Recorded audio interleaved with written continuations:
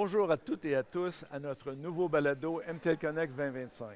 J'ai le plaisir d'accueillir avec nous Samir Mounir, directeur principal chez Caisse Desjardins des technologies.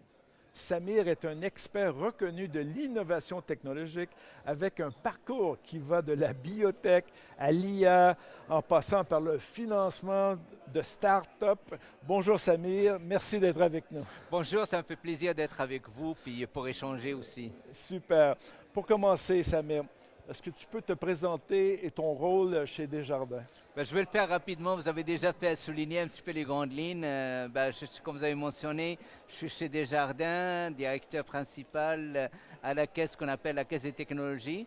Et ce qu'on fait principalement à cette caisse-là, on accompagne puis on fait beaucoup de financement pour les entreprises et les entrepreneurs en technologie et en innovation. Et on a une équipe qui est pluridisciplinaire. Puis on travaille aussi à l'intérieur de la grande famille Desjardins. Donc c'est un petit peu ce qu'on fait là. Super. Ce qui m'intrigue chez toi, Samir, vous avez un bagage scientifique, doctorat en biologie moléculaire, immunologie, un MBA en finance. Qu'est-ce qui s'est passé des sciences de la vie à la finance? Effectivement, alors je crois que vous allez un petit peu souligner la différence là avec d'autres profils peut-être qui sont très traditionnels au niveau finance. C'est sûr, j'ai démarré un petit peu, oui, je suis un docteur en immunologie qui a fait quand même un certain séjour en pharmaceutique pendant 10 ans. Donc il y a des gens qui connaissent la réussite de Québec qui s'appelle Biochem Pharma. Oui. Puis par la suite, j'étais entrepreneur moi-même, puis un petit peu avec l'avancement des choses et tout ça, je suis passé un petit peu du côté recherche scientifique et tout ça, au niveau gestion. Donc, j'étais allé chercher donc une formation, le MBA, pour renforcer un petit peu cet aspect-là de gestion. Puis c'est là où j'ai eu des demandes un petit peu pour aller du côté financier, notamment le capital de risque, une partie avec la caisse de dépôt, une autre partie aux États-Unis, au Silicon Valley pendant une certaine période. Puis j'ai fait aussi le développement économique à Laval. Je suis entrepreneur moi-même. J'ai démarré certaines entreprises. Je viens de démarrer une entreprise en intelligence artificielle récemment avec des investisseurs en Californie. Puis il y a à peu près quelques années, je suis avec Desjardins pour amener une certaine philosophie de la notion de risque qui accompagne un petit peu tout ce qui est tech et innovation. Excellent. Donc c'est un mélange de fibre entrepreneuriale et esprit scientifique. Absolument, absolument. Généralement, ces deux aspects-là, ça ne se marie pas bien, l'aspect financier et scientifique. Mais lorsqu'on l'a vécu soi-même, avec un aspect entrepreneurial, exactement. La science derrière, ouais. super. Ouais. Donc, évidemment, Caisse Desjardins des technologies, ça focus principalement sur les technologies de pointe. Quel type d'entreprise ou de projet qui vous inspire le plus? Ça, c'est une excellente question. Je vais commencer par quelque chose. La Caisse des technologies, c'est sûr et certain, on se préoccupe beaucoup avec les entreprises innovantes et tech. Là. Mais c'est sûr et certain, s'il y a des entreprises qui sont beaucoup plus classiques, on a aussi des solutions pour eux. Là. La deuxième question, je crois que j'ai omis, là, c'est... Qu'est-ce qui vous inspire ou vous passionne dans ces nouvelles technologies? Ouais. C'est certain, dans notre approche, on est agnostique sur le secteur qu'on touche, parce qu'on touche de la santé à l'intelligence artificielle, les objets connectés. Donc, ce qui m'inspire, tout ce qui est nouveau développement, tout ce qui est outils qu'on peut aussi intégrer, comme ce matin, on a eu un panel où j'étais panéliste sur un sujet fort intéressant qui est l'adoption de l'intelligence artificielle dans les entreprises. Oui. Et face au changement, la résistance au changement et tout ça. Et c'est ce qui nous inspire vraiment à notre caisse de technologie, c'est vraiment être confronté à ce type de technologie, d'organisation, pour pouvoir aller un peu de l'avant, aller plus loin dans notre approche. Super. Tu mentionnes un volet intéressant de l'adoption de l'IA. Comment est-ce que, dans les PME québécoises, cette transition numérique se passe dans qu'est-ce que tu vois sur le terrain? C'est une excellente question, puis honnêtement, c'était le sujet, un petit peu, une partie du sujet de ce panel-là. C'est vraiment l'enjeu principal actuellement. Là. On a des outils, on les intègre, mais la notion d'adoption, on n'a pas un peu...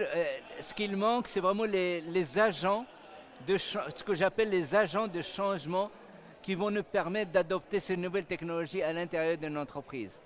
OK. Parce que généralement, les ressources qu'on a au sein de l'entreprise, ben, il y a une certaine résistance parce que l'adoption devient difficile parce que, tu sais, on dit que toujours on a une résistance au changement. Absolument. C'est une réalité. Et lorsque tu intègres des nouvelles technologies de ce genre-là, ben, c'est sûr et certain, ben, moi ce que je préconise là, vraiment pour les entreprises, entrepreneurs, amener un accompagnateur de ce changement technologique. Et là, on va y aller aussi, le défi, le conflit générationnel. Oui. Parce que vous savez, les nouvelles générations, ils sont beaucoup plus rapides que les anciennes Absolument. générations. Ah oui. Donc là, c'est un sujet qui est très délicat actuellement, là. Mais comment qu'une entreprise peut trouver justement son accompagnateur numérique? Ben, regardez, là vous touchez encore, là je vous répète, là vous touchez des éléments très importants là. C'est ça qu'il faut développer. OK, donc ça reste à développer. Ça reste à développer. OK, je vois. Et c'est ça ce qu'on dit actuellement, les investissements qu'on fait, notamment en tant qu'une institution financière ou même gouvernementale. Je crois qu'il faudrait accompagner ce type d'investissement avec des agents de changement. Je vois. OK, donc Des professionnels qui vont accompagner l'adoption de ces technologies-là. OK. Ils vont avoir un chapeau, c'est-à-dire une vision externe. Ils n'ont pas des gestionnaires de l'interne qui essaient de pousser quelque chose. Oui. Et là, tu as la résistance. Je vois. Justement, pour quels conseils donneriez-vous aux PME québécoises, au-delà de cet accompagnateur-là, pour réussir dans le contexte de transition numérique?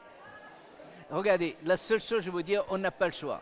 La machine, elle est là. Oui. On a ces outils-là actuellement qui ont un impact sur les ressources, le nombre de ressources dans une entreprise.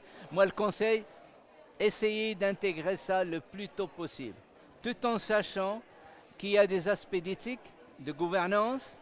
Oui. Il ne faut pas attendre les gouvernements qu'ils mettent en place ces aspects-là.